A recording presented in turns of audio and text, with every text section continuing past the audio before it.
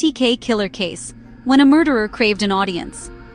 What drives a killer not only to commit crimes, but to boast about them?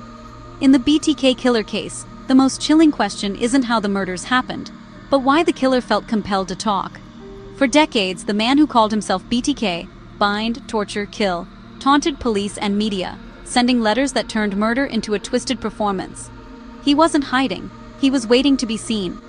At the center of this case is Dennis Rader, a figure who exposed a disturbing paradox in criminal history: the need for secrecy versus the hunger for recognition. Why would someone risk capture just to prove superiority? Was it arrogance, or a deeper psychological dependency on attention?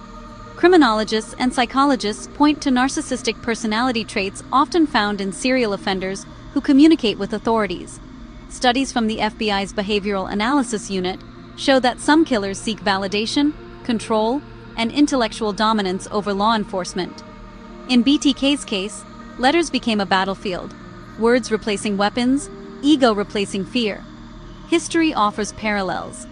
From Jack the Ripper's infamous letters in Victorian London to modern digital-age criminals leaving online traces, one pattern repeats: communication is power. By speaking, the killer shapes the narrative.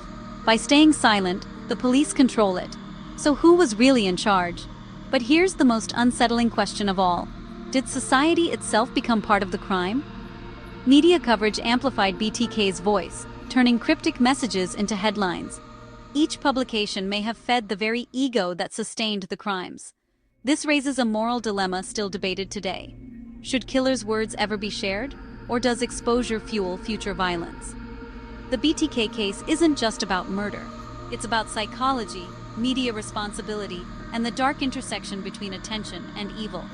So we ask you, was BTK caught because he spoke, or because we listened? In the 1970s, Wichita, Kansas, was gripped by a darkness no one could see, a terror that crept into homes and minds.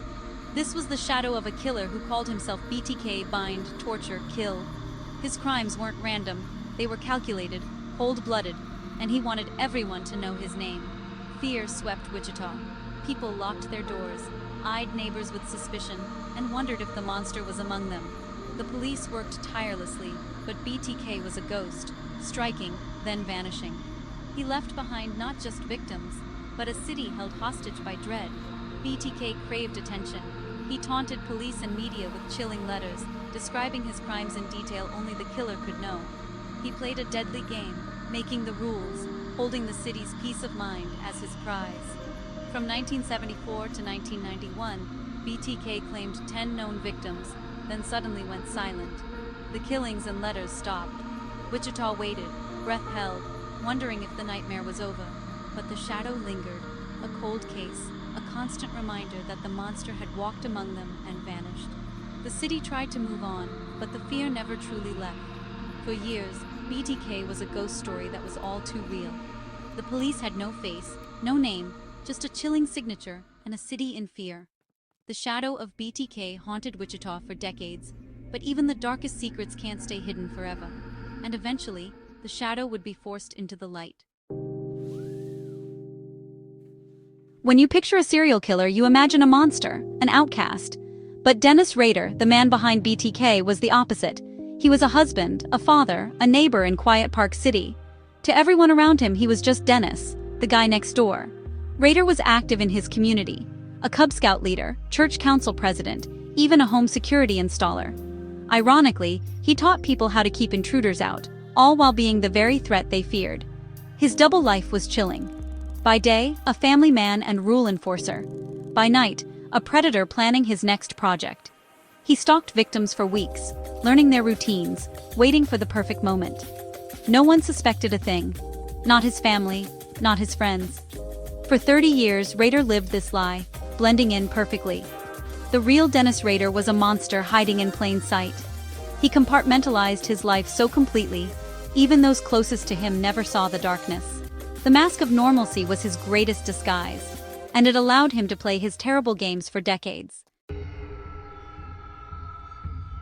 Some killers hide in the shadows. BTK wanted the spotlight. After his first murders, the Otero family in 1974, Rader wrote a letter, hidden in a library book, and tipped off the press. The letter revealed details only the killer could know, proving he was the real BTK.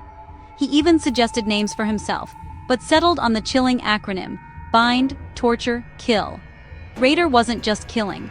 He was building a legend, starring in his own twisted story. Over the years, he sent letters to newspapers and TV stations, boasting about his crimes and mocking police. He claimed to be a regular guy, hiding in plain sight, and relished taunting investigators. Rader's communications weren't just confessions, they were performances. He wrote poems about his victims, drew crude sketches, and sent word puzzles for police to solve. Each letter was a new blow to the community, a reminder that he was always watching. For Rader, it was never just about murder, it was about power and control. He wanted to be feared, to be infamous. Through his letters, he made himself the most powerful man in Wichita, at least in his own mind. The city was forced to play his game, always one step behind. BTK's voice echoed through Wichita, a constant, chilling presence. And as long as he was talking, the city could never rest easy. The legend of BTK grew with every word he wrote. BTK's letters weren't just boasts, they were psychological warfare. Rader tried to get inside the heads of police, making them feel helpless and always behind. He described his monster as a separate entity, building his own myth. He took trophies from victims, sometimes sending photocopies to taunt detectives. Imagine opening a letter and finding a murdered woman's driver's license, proof the killer was still out there. He even sent poems to victims' families, inserting himself into their grief. Rader critiqued police work, mocked their failures, and praised other killers. Each letter reignited panic and frustration, but never brought police closer.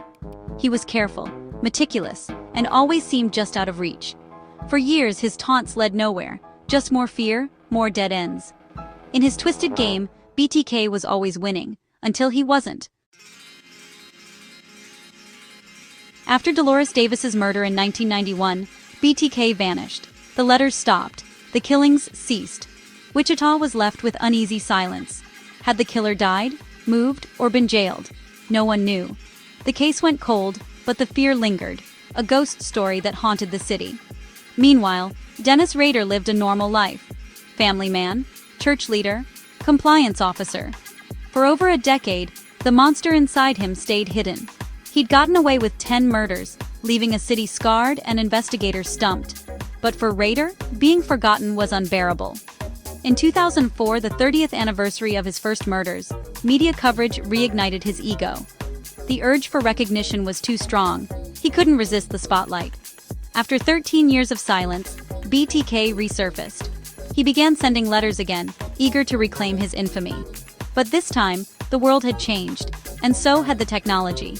The silence was broken, and BTK's need for attention would become his undoing.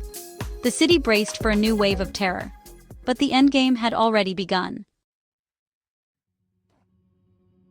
In 2004, a letter arrived at the Wichita Eagle. BTK was back.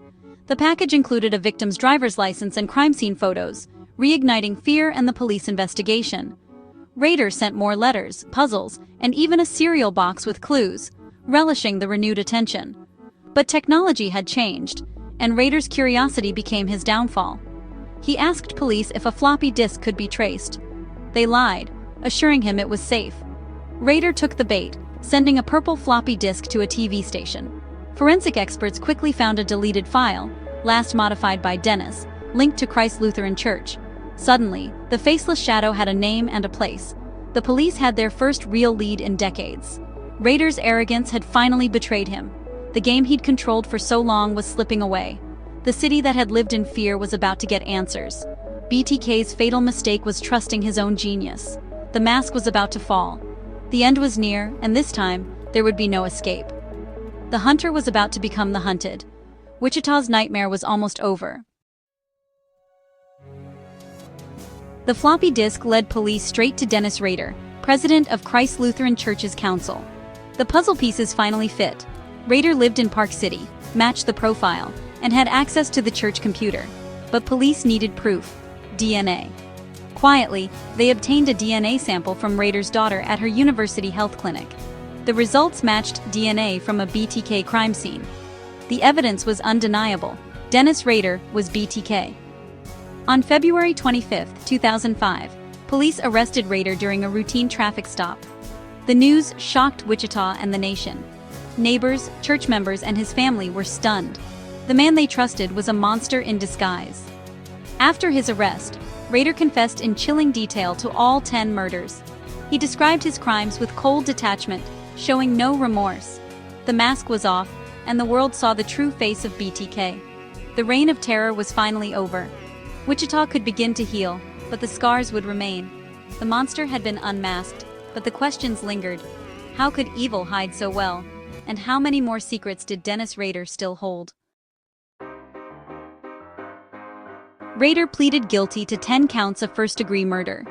He was sentenced to 10 consecutive life terms, 175 years behind bars, with no chance of parole. At sentencing, he spoke coldly about his crimes, showing no remorse. For the victims' families, it was a final, painful display of his monstrous nature. Rader remains in solitary confinement, still seeking attention from behind bars. Even in prison, his ego hasn't faded. In 2023, new investigations linked him to other unsolved cases. Police searched his former property, looking for clues to more crimes. His daughter, Carrie Rawson, has helped authorities, carrying the unimaginable burden of confronting her father's evil. The damage Rader caused continues to ripple outward, affecting new generations. The search for truth in the BTK case is never truly finished. The BTK story is more than true crime. It's a lesson about evil hiding in plain sight. Dennis Rader shattered Wichita's sense of safety, proving monsters can look ordinary. The scars he left are etched in the city's psyche and in the lives of his victims' families. His case changed law enforcement, challenging assumptions about serial killers and highlighting the dangers of compartmentalization.